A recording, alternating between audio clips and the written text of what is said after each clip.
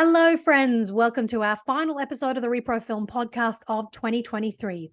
I'm your host, Asha Dahya, and I want to start off by getting you to close your eyes while I describe a few imaginary scenarios. Imagine being at a very late stage in your pregnancy and something goes wrong and you need to make a difficult decision fast, but you have to get permission from someone else, like the head of a church who knows nothing about your life or pregnancy. Imagine your teen daughter becomes pregnant and you help her procure abortion pills from a different state because they're banned in your state. Then you end up in jail. Imagine you are experiencing a miscarriage in the bathroom, and instead of being surrounded with grief resources and support after the fact, you are met with suspicion and end up facing a jury trial for your pregnancy outcome. All of these scenarios I just described are real scenarios that have happened quite recently in the United States. And in fact, there are many more I could list. The reality is we no longer need to watch shows like The Handmaid's Tale to imagine a version of America where women and pregnant people are being criminalized and controlled for their reproductive decisions and pregnancy outcomes. This month in the Repro Periodical, we are featuring a film that reiterates all of this, titled Labor and Justice. Set in a dystopian United States, pregnant persons are required by law to give birth in front of a panel of judges. Failure to birth a living baby sentences the mother to immediate execution. The everyday mundane births and deaths have zero effect on the outlandish and elitist judges as they sit on the bench and they devour their lunch and chug beer like animals right before we see the first woman being wheeled into the courtroom on the cusp of delivering a baby. The film was written and directed by Sarah Joy Byington, who is co-owner of a production outfit called Better Half Productions with her filmmaker husband. She also comes from a conservative background where she previously considered herself quote-unquote pro-life. But becoming a mother has drastically changed her point of view to where she is today. Sarah is based in Texas, and as a mother of two, the issue of bodily autonomy and making your own decisions about your pregnancy and life is personal to her, as it is for all of us. So naturally, I wanted to talk to her about all things reproductive freedom, the 2024 election where abortion is most definitely going to be on the ballot in a number of state ballot measures, and how she channeled her rage from watching the Trump administration decimate reproductive rights and abortion access into a film that, funnily enough, holds a message that is even more relevant in 2023. Sigh, Hillary Clinton was right, y'all. Anyway, I digress. The good news is that idiotic people in power do not have the last word in the story. There is a groundswell of legislative and political action and organizing happening since the wake of Roe v. Wade being overturned, expanding on the work so many reproductive justice leaders have been doing for decades. And storytelling and filmmaking has become an integral part of changing that narrative. This interview was very cathartic to me personally, getting to connect with Sarah about the moments of motherhood that can sometimes make you feel isolated and invisible. So do yourself a favor and watch Labor and Justice during December over at reprofilm.org. And I truly hope you enjoyed this interview with Sarah Joy Byington as much as I did talking with her.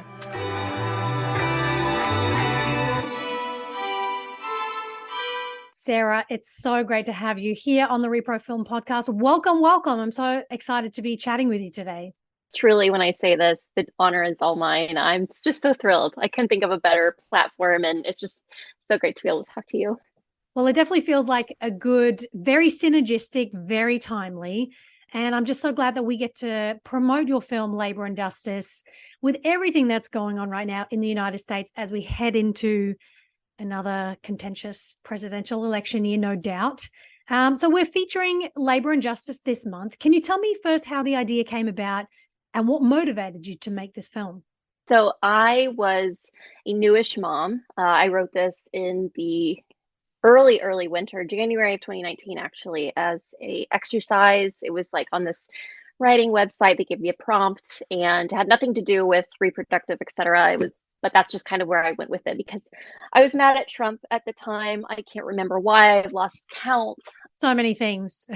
So many things. I can't remember. So I was really just kind of taking that out on, I don't know, the judicial process as a whole and him. And I never meant to make it. I was really just kind of wrote it as an exercise. And then my husband, who's also a filmmaker, we had started talking in 2021 of shooting something that I had written, because I have a few short films in the, on the shelf. And we were like, why not that one? The concept is simple. It's one location. So we decided to go ahead and go through with that, not knowing kind of the, the disaster that would unfold in 2022. I mean, it just feels like such a cathartic thing to, talking about the Trump era, which I'm bracing myself. Hopefully it doesn't come around again, but just all the things that happened while he was president, and it truly was awful. And although your idea came about in 2019 before Roe v. Wade was overturned in 2022, as you mentioned, it is important to know that, similar to what you allude to in your film, birth and pregnancy outcomes were indeed already being monitored and criminalized, especially among women of color in the US. Can you talk about some of the research that you did for the film? Were there any standout news stories or headlines that sparked the idea, perhaps? Yeah, absolutely. It's something that I was definitely looking into. I didn't stumble upon it when I wrote this. So it was definitely something I researched. Just two cases. The first case being in 2019, a woman named Chelsea Beck. She was prosecuted and spent 16 months in jail for stillbirth in a California prison because they found methamphetamines in her system. And they charged her with murder of a human fetus, although there was no evidence to support that that was the cause of child's death. I will say that at the time she was homeless. The region that she lived in had very limited access to drug rehabilitation and reproductive healthcare and other services. And more recently, in 2020, there is a woman named Kelsey Carpenter, different state. She's 34. She gave birth to a stillborn at her home, called 911. And 2 months later, she was taken into custody and also charged with malice intent of murder of a fetus. To be transparent, she had 2 children that were previously taken away because of her substance abuse. And I think that's important to note. That being said, there are identical cases, like you said, way before this past year, identical cases of women being arrested, being charged with malicious murder intent for stillbirth. And I think what's important here is that instead of tackling the issue of homelessness and giving these people resources in areas where substance abuse is high and everywhere, it's almost like they're making up excuses for this. And I think it's always easy to blame the mother. I often think of myself, like if I made one wrong choice, like if I left my kid in the car while I ran to the grocery store, it doesn't really matter what maybe my intent was. Anything happened, all the blame would fall on me. And I guess it's the support as a whole to women and mothers is so incredibly starved in this country. Yeah. And even as a mother of 2, without a large community to help me with and postpartum care, I even struggle.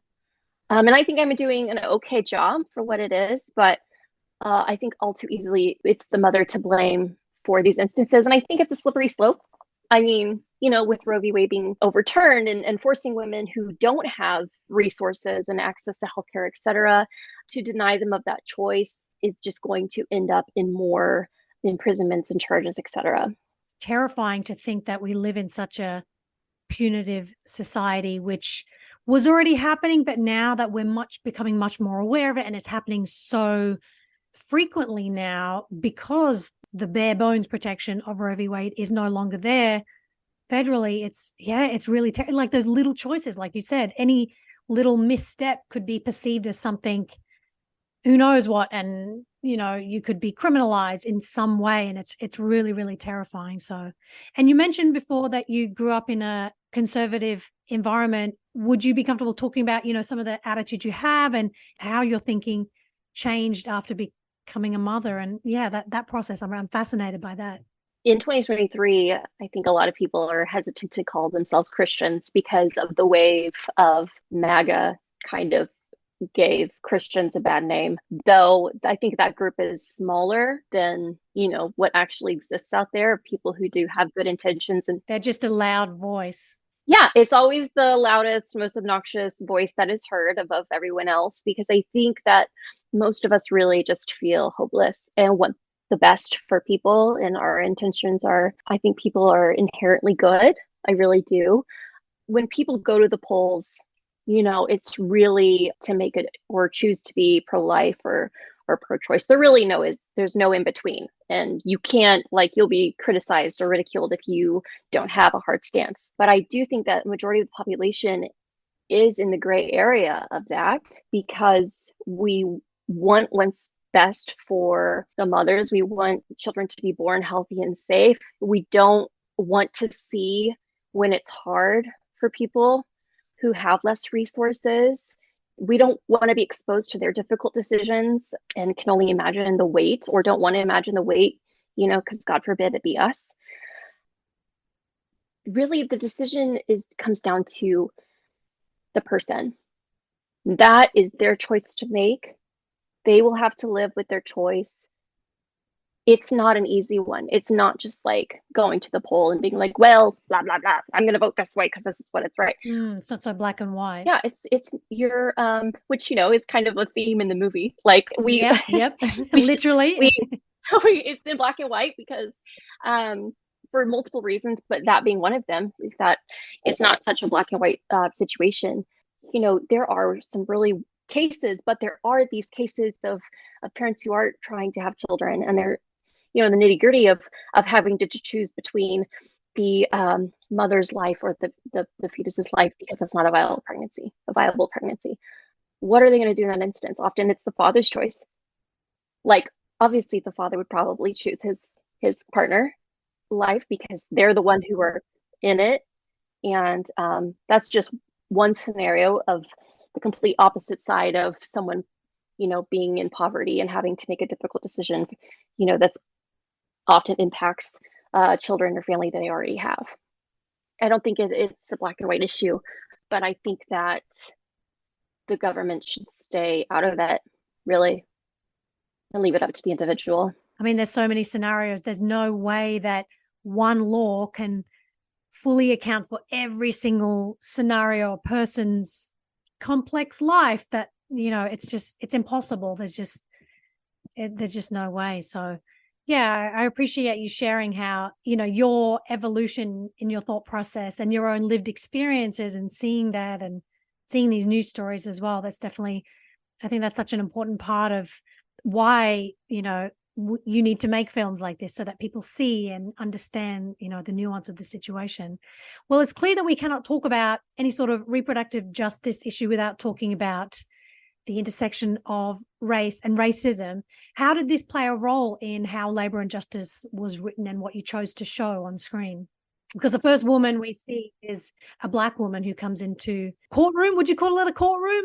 Yes, absolutely. Yes, it's a courtroom. Anessa Obregon, who is an amazing actor, who's only been doing this for a couple of years, I might add, but she's just absolutely stunning. And she and I met over social media. We met right before COVID. Our daughters are the same age. They have the same name. And so we really just bonded over that. I didn't even have her audition for the role. I just knew. And she's actually a Black and Latina. So there's definitely a lot of layers there as well. Casting her was definitely intentional on having a woman of color in that role, because I wanted to put emphasis on Black women have a higher maternal mortality rate in the United States. The chance is 3 times higher for a woman of color to die from childbirth or for the baby to be born prematurely. And this is according to the CDC. So already it sets the stage for health issues that could follow them through their lives. I mean, Black American health issues have long been ascribed to genetics or behavior, but really it comes down to accessibility, what's accessible to them. Again, averting what's really important and making a excuse really for it's really linked to racism here on accessibility. It really is, linked to historical lack of access to care. I want to ask, as a mother yourself, how did your own experience or emotional connection to the role of mother impact what you wanted to show on screen when you were creating this film? I love a good shock factor, but I also wanted to respect the sanctity of the baby and the mother. Originally, we had the baby unwrapped. Spoiler alert, but the baby is stillborn. And which in of itself is difficult enough to watch. I mean, I think being a parent or not. And originally it was the plan to have the baby's face shown, but we found that it was more important to have it covered.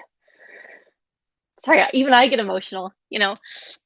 We were very intentional with keeping the set very respectful of what was happening because this is reality for people all over the world.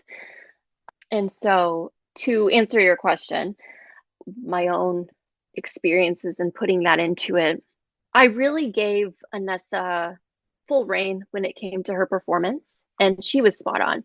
She was spot on. There was something about her. I was like, she's going to deliver. And she has actually delivered a baby in real life. Preparing for the role in her acting class, she was pretended to be pregnant for a full month. And so by the time we were shooting, she was like ready to give birth. Like she was preparing as if she was 8 months pregnant. And she just brought her all. When I say there wasn't a dry eye on set, I mean, it was a tough day. We shot all the fun stuff the first day and we did the delivery scene the second day. And man, that was a tough day. It was very sobering and everyone was so respectful and sensitive to the subject matter. Such a heavily loaded and emotional scene, and you feel that watching it, whether you're a parent or not. I mean, you see it on her face, the actress's face, Anessa, because clearly she can draw on her experience as a mother, but it was so vivid. And going from the outlandish behavior of the judges, drinking beer and eating chicken wings, to this almost Handmaid's Tale performance and moment, it's so jarring, and it just really brings you back to, oh, this is reality. I mean, I created that juxtaposition because I wanted to portray a world I feel like we as a society lives in versus the world that I think government officials live in. It feels almost separate because they can sit up there and choose what we do or don't get to do with our own bodies or what have you. But when it comes down to in the moment, in our actual lives, it almost seems comical or a charade of what the reality versus what we are actually in. So that's kind of where that juxtaposition of this crazy circus-like scene, just completely outlandish, to the sobering reality of this is what people are going through every single day. Yeah, it's so true. I remember interviewing just as a side note, a couple of years ago, interviewing a woman in Utah. And for most people who are listening who aren't familiar with Utah, most of the hospital systems there are owned by the Mormon Church, and they're run by the bishops. So this woman had, it was a pregnancy that was planned. Something went wrong later in the pregnancy, so she had to get an abortion later in the pregnancy, which is hard enough to access as it is. Not every state provides access to abortion later and later in the pregnancy.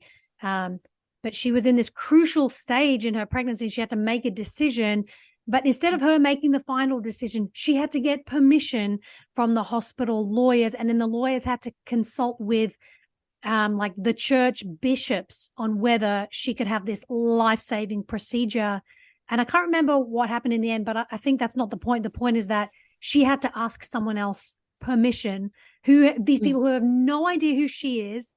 And that's kind of what we see in Labor and Justice. You see, this it opens with this outlandish, almost comedic scene of these judges acting so vile, laughing, joking, cursing, chugging beer, and eating chicken wings like they're watching Sunday afternoon football. But honestly, if you watch almost any video of predominantly white Republican men talk about abortion in congressional hearings, while they're not chugging beer and eating chicken wing, the things that they say are very similar. And also judges, which obviously we don't see videos of as much because it's a court case, but so many actual judges in real life have zero idea of how reproductive systems work, as evidenced by the outlandish things they say in these transcripts of the Supreme Court cases. And it's so mind-boggling. It's like, how are you in a position of power making these crucial decisions about what every birth-giving person in this country can do, and you don't even know how a uterus works?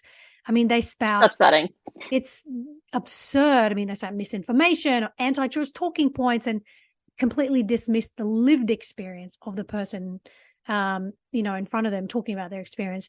And I'm assuming I'm right in that you wanted your audiences to feel this, like you mentioned, the juxtaposition and how absurd it is that these people sitting in this high bench are making decisions about these women's experiences. Is that correct? Absolutely, which is why we shot mostly below the audiences, up to them to make them feel. Whereas on the doctor, we shot a little down on him to emphasize that effect of different realities, because to them, they go into their sessions, they make decisions every day. For them, it's just another day on the job, but it's affecting lives everywhere. It was intentional to have all of the judges white, because just to emphasize that point of racism and just male whiteness. But also I do have a female judge on there too, because there are plenty of women too who are as, if not sometimes worse, on the issue, because you're like, why? You're a woman, you should get it. You know what I mean? Like, you should have sympathy. Whereas in my film, she's probably one of the least sympathetic ones. Just like, the law, like, this is it. This is your fault. No empathy. Again, placing all the blame on the person who's just lost their child. As if it's not enough to suffer their own grief and pain. Like you're saying, the hospitals in Utah being owned by the Mormon church and having to go through all these channels, to get permission. As if the stress alone. The trauma that. Yes, the grief, like all of those things. Just, I can only imagine just having to sit there waiting on, and just the helplessness that you feel. I mean, I can't say that my most recent childbirth of my youngest was like a walk through the park. It definitely wasn't what I wanted. I had a female doctor, but the last minute it was switched to a male doctor. And I didn't like that. It wasn't really my choice. And I didn't really have a say. And I can't tell you how helpless I felt. And that's like a best case scenario, right? So I can only imagine what a worst case scenario of that woman sitting in Utah waiting on people to make a decision on her life. Often I think as mothers, we can feel that our identity and value is lost once we have children. I'm certainly speaking from experience here. I know I can't speak for everyone. I feel like I'm still going through that. So you're preaching to the choir, sister. It feels like we're suddenly less than. And let me clarify by saying there's not anything I wouldn't do to put my life down for my children or my husband. I love them to death. But that being said, there is a little lesser value that I feel, and expectancy that I feel as a mother, again, without the resources, where we're just expected to do it on our own and give everything we have. I mean, inherently, I think that's just part of being a mom. But if we know that it is part of being a mom, then shouldn't there be more resources to help us out? Yeah, it's like that expectation that we have to live up to and just completely empty ourselves of our autonomy and our thoughts and dreams and hopes. And, I think so many more mothers are speaking up about that, which is great. That gives me hope that we're able to have these platforms to talk about it and stand up for our rights and push for change, because that's, whether it's maternal mortality or postpartum support or, grief support after a stillbirth. I mean, all these things are interconnected into reproductive freedom and justice. And so I'm really so thankful that you talk about this in your motherhood experience as well as what you show in Labor and Justice. And I can't help but feel guilty by even saying that just now to you. I know the fact that you have to have a disclaimer, like, just a disclaimer. Of course, I love my kids. Like, I see that on everyone's Instagram posts and interviews. It's like, we shouldn't have to say that, because the baseline expectation is that you sacrifice yourself, you do everything for your kids first, you put yourself last. Like, that's the baseline of where we all are. And the minute you deviate, it's like, oh, she's not a good mother. And it's like, come on, we've got to progress past that. So I think these conversations are what's needed to challenge our own thinking and societies as well. So I appreciate just from a personal point of view having this conversation with you. So Me too. Thank you. well, in the post Roe or Dobbs, I guess, reality that we're living in now, there is an increase in people looking for, legal advice and resources and hoping not to become the latest horrific, sensational headline about abortion, pregnancy outcomes, or any reproductive issue. In your research, as you were making the film and writing and, thinking about this issue, can you share any organizations that were helpful to you or that you felt that you wanted to amplify as well in the promotion of this film? So there's an organization called Plan C, which I think is becoming more and more well known, and it's abortion access and resources nationwide. And there's actually a documentary that was made about this organization. Then also for people who are local to Austin, there's Jane's Due Process, where again, if you need healthcare resources, abortion access, they're a very good organization. And then if you're just interested in supporting pregnant Texans, then there is the Lilith Fund. So there's definitely, as hopeless as I can feel, there's definitely resources, organizations that we can pour into if it doesn't affect us directly. Or if it does, then we can, do it both ways.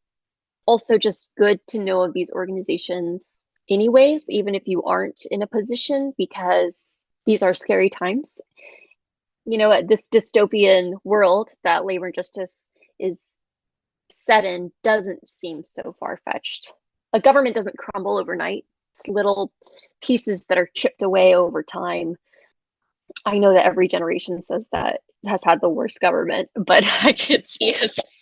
I don't know. Things are not looking up, especially with a election on the horizon that nobody wants. Literally, can we just have a break? Well said, that nobody wants. Didn't we just recover from the last 2 elections? I can't even process that 4 years has happened or nearly happened. That the United States needs a break. We just need a break. We overdid it in 2022.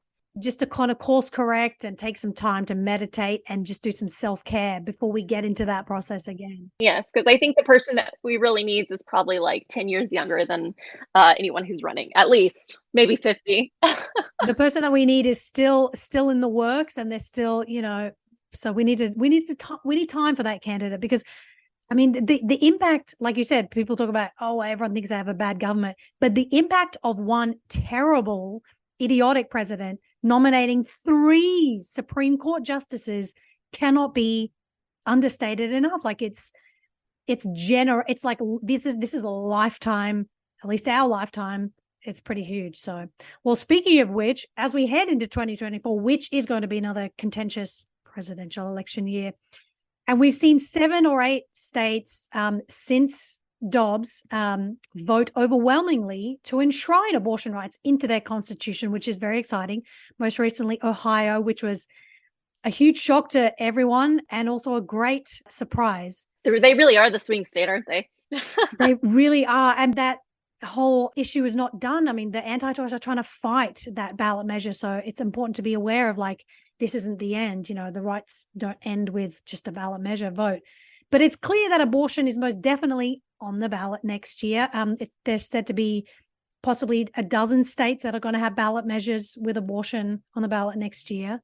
What kind of message, and in thinking of all of this, what message or motivation do you hope labor and justice will carry with audiences as we promote it this month, as other people watch it, as you're doing your festival run, and as people receive it? What do you hope people will think about? I hope that the biggest takeaway is that it's not a black and white issue, and that emphasis and focus should really be put on the individual. I'm hopeful, dare I say that, I'm hopeful for this next election because of the new generation is old enough to vote. And I think people are seeing more and more of the corruption. They want to take action and understand that it really does come down to personal choice. My body, my choice. It's going to sound cliche, anyone who says that out loud, but I think that more and more people are understanding that and see that, especially just because we went through that whole, the vaccination thing, and people co-opting that statement. Exactly. And so maybe hopefully maybe that opens their eyes a little bit to okay, maybe I should have autonomy over my own body. So, like I said, dare I say, I'm hopeful that more people will show up with consideration and a little bit more informed vote. I think that for so long it was just go to the polls, vote like your parents did, or vote Republican or Democrat or whatnot. But I think that not even just for our generation, but the generation younger than us, I think they're pretty good about becoming informed. They're pretty smart. And so I have lots of hope for us showing up to the polls concerning labor and justice. I do hope that people will watch it. I think that it's a different take on the issue. And I'm not going to say fun because it's not a fun, it's upsetting, really. It's an upsetting ride. It's not a fun ride. It's an upsetting ride. I think it carries weight and will be remembered by a viewer. Definitely. I mean, you've done such a brilliant job of bringing such a juxtaposition of the outlandish and the very sobering reality, and opening with that scene on the judges and the music and the vibe. All of that I think is so wonderful. So I'm really thankful to what you created. And just going on your point about, like everyone wants autonomy, all these states like Ohio, and especially some of the red states that have voted for abortion, those votes, those ballot measures wouldn't have passed if Republican women, conservative women, were also not voting. So it's like, this is something that people are now starting to see, that this is something that everybody wants to have, whether it's vaccines, whether it's pregnancy outcomes, whether it's how to raise your child. This is what autonomy is. And so that, to agree with your point, I think I do have a glimmer of hope that there could be some good on the horizon. So keeping everything crossed. Fingers, toes, eyelashes. Everything. Well, what's next for you, Sarah? Where can we follow your work? What have you got coming up? What's in the pipeline for you? And where can we can follow along? Me and my husband's production company, and I call that loosely because we just really do it when we can. It's called Better Half Pictures. So we came up with that title together because we really consider each other like our better half. I'm just so lucky to have him. And so we are at betterhalfpictures.com, and we are at Better Half Pictures on Instagram. And if you want to follow me, I am Sarah Joy Byington on Instagram. But we just shot a little short film, a little comedy about sexual innuendo, which is fun, like totally, different, but just something to, just do before the year ended out. So we'll be posting about that on Instagram. And I have so many screenplays in the works, some completed that I would love just to make or sell, that, just waiting for the right time, but mostly the money. So. Always. Always comes down to money as a filmmaker, right? Well, I'm so excited to see more of your work and to see the impact labor and justice has on our audiences here at Repro Film. And I'm just so thankful to have this conversation with you and to be sharing the experiences that you've shared today. So Sarah Joy Byington, thank you so much. And everyone, go watch Labor and Justice while it's on Repro Film, and we'll be sharing a lot of the resources that Sarah mentioned as well as some others. So thank you so much, Sarah. Thank you so much, Asha. I appreciate it. Make sure you head to reprofilm.org during December to watch Labor and Justice, and use this film as a talking point or resource as the issue of abortion and other reproductive topics come up in conversation with friends, family, and your network, especially as we head into the 2024 election season. You can also see more organizations to support alongside the handful that Sarah mentioned in our interview. PlantSeedPills.org, who share information about how to access abortion pills by mail, the Lilith Fund, and other Texas-based as well as national abortion funds that you can donate to. Be sure to share this podcast episode with a friend and help us spread the Repro Film message and mission by subscribing to our periodical at reprofilm.org. The Repro Film podcast is executive produced by Mama Film, hosted and produced by me, Asha Dahya, edited by Kylie Brown, with original music by Paris Jane and Maurice Anthony. The periodical is programmed by Neha Aziz and written by Emily Christensen. Alex Gambati is our social media manager. You can find us on social media at ReproFilm on Instagram. Watch our additional video content on our YouTube channel at ReproFilm.org, where you can catch the replay of all our recent IG lives with Alex, as well as filmmaker screenings and panel discussion with yours truly. I look forward to seeing you in 2024. Bye for now.